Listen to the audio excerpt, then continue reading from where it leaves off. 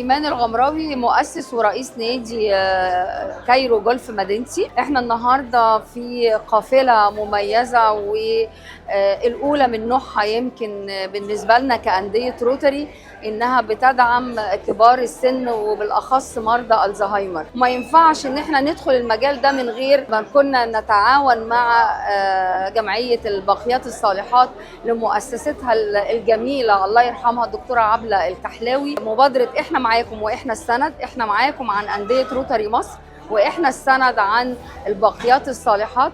انا شايفاها ناجحه بجميع المقاييس.